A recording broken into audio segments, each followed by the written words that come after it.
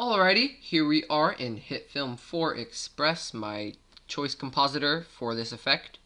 I've put my portal video in here, and I'm just going to walk through how to add a portal opening to it, which is very similar to how I did in the forest, so the tutorial is pretty much the same.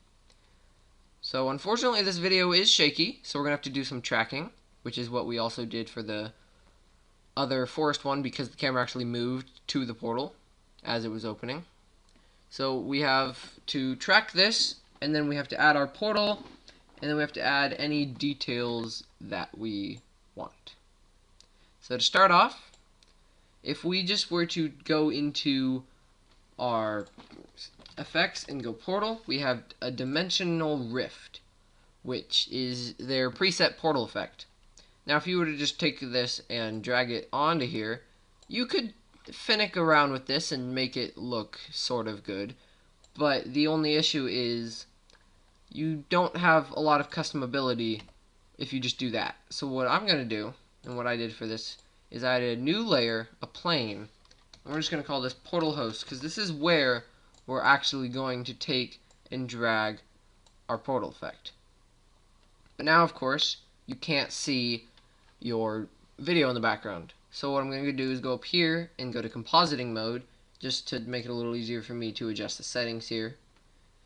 And in our layer properties, I'm going to change this to 3D, and it's going to ask if you want a camera, say yes, and then blend, you go to add, and then it will bring up a portal, or you could do subtract, flip your colors, color burn. There's lots of different options here. So this is one way to do it if you want your portal to change color or be customized or whatever. But the simpler way to do it is go to the wall image here in the dimension rift and change that to your portal video. Because then that does it in the effect of the portal, and then you don't get some transparency or change colors or whatever. And you can always mess with that later.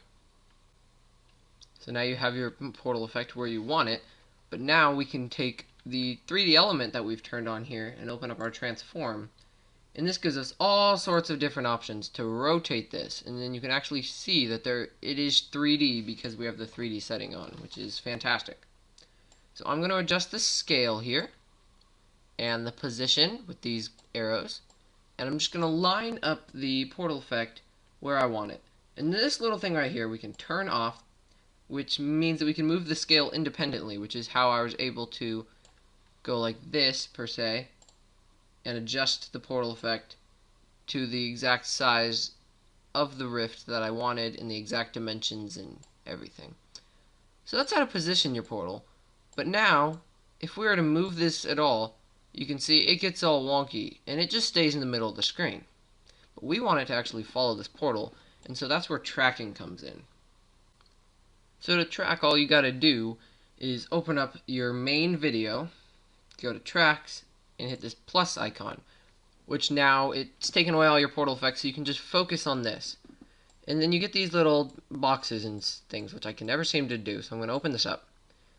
So you find just 2 points anywhere that you think would be good to track. So I'm going to track the tip of this, and the red box is what it's tracking, and the green box is where to look for it. So that'll give us a good reference point so it knows how it's moving. But because this is a handheld shot, there's a little bit of rotation in there. So I'm going to change this to double points and then track something else, which in this case for me is going to be the tip of this crystal ball right here. I find that things that stand out a little bit from the background are easier for the software to track.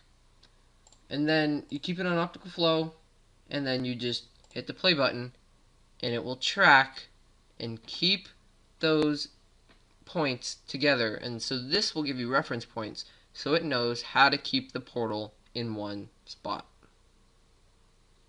So we'll just let this finish up here, and once it does, it's a fairly simple shot, just a little bit of shaky cam, so it shouldn't be too difficult for it. And there we go, it is finished now. Okay, so now we have this here. Make sure to check rotation, and then you leave this as none, and then you go and add a new layer once again, and we're going to add a point. The name doesn't really matter, so I'm just going to leave it as new point. And then we can go back to our tracker data and put this on our new point, and then hit apply. And now this is attached to our new point. And then we can go ahead to our portal host video and parent that to our new point, which basically links them up together. And now you can see that your portal stays roughly in the area that you want it. You might need to do some slight adjusting to get it exactly where you want it at the beginning of the video. And then as you play through your video, you'll notice that your portal stays exactly where you want it. Now that's all fine and dandy, but you just have a portal sitting here, right? You want to actually make a portal that opens up. So that's when we go back to our portal host video, open up our dimensional rift, go back to our controls here, and this is where you can mess with all the fun options, even this cool distort here that just comes with the program. And this program is free, so it's a good beginner program before you get into something like After Effects. The first thing I want to do here is change my colors because the blue default just doesn't really fit with what I was going for here. So I'm going to do my nice dark purple here, and then an even darker purple for the little blobs that pop out when it opens. And now this isn't the exact same color that was used on the portal effect in the forest, but I feel like having a similar enough one gives the illusion that there's a different light on the portal. So now this is when it starts to get a little bit complicated. First, I'm going to turn up my scale just a tad, just for personal preference here. There we go. And now we have our rotations and everything set here, but we don't have an opening portal, and that's where keyframes come in. These little circles right here are our keyframes, so if we want at the beginning of the video, we want the portal to be closed. So we click on this, we drag this all the way down. And then here, we also want it all the way down. And then when we get to about here, I want the portal to open up. And now we have, if we go and play through our video, we have a video that starts off with our portal closed, and then, boom, the portal opens up. And now once we have it open, we want to turn on our connection here, and this connects it from this world to whatever world or other point in time you want your portal to connect to. So now we have this exploding here. What I'm actually going to do is going to go into the material here, and I'm going to make sure that it casts shadows. Just a personal preference, you can leave that off if you want, but I want shadow, a little bit of shadow to be cast here. Alright, and now if we go into all these options here, this is where you can totally, completely change everything. So our view here, our image, is currently set to none, which means that it will just show a blank thing here. But if we go to our media here, and I go to... Alright, now this is the video that I've chosen here. For the other side of my portal, I put the camera on the tripod and lifted it up really high in order to make this effect that the portal was here. So we're going to go here, and we're going to go image, drag this onto our timeline first of all. But we want this below everything else. There we go. So it's not interfering with the rest of our video. But even though it's not interfering with the rest of our video, just in case, we can turn off this. And then even if it's up here at the top, which I'm going to do right here, even though if it's up at the very top, it's still invisible because we've turned off this. But even though it's invisible, we still have the option to interact with it. For here, image, we're going to set it to our new video that we just put in. And then after this portal opens, it reveals the forest, which is a pretty cool detail, just to help sell the fact that your portal is actually going somewhere. And you could leave your portal like this if you wanted, and it looks great. But what I like to do for a little bit of added detail is take these orange ring videos that I've found, which are like flaming rings, and I like to put these in here like this, and then we go into our layer properties, make it 3D, parent it to the portal host, and then make the blend.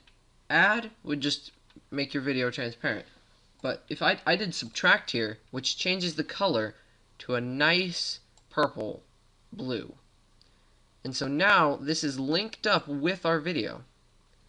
But we don't want it to actually appear until our portal has opened. Unless that's a style that you're going for, and in this case I don't think I want that. So now that it's parented to this, all we need to do is adjust the size and everything and just line it up with this. And now we have ourselves a little bit of added detail to our portal effect that just makes it that much cooler. It just adds a little bit extra to really show that you have customized this portal effect and it's not just a default.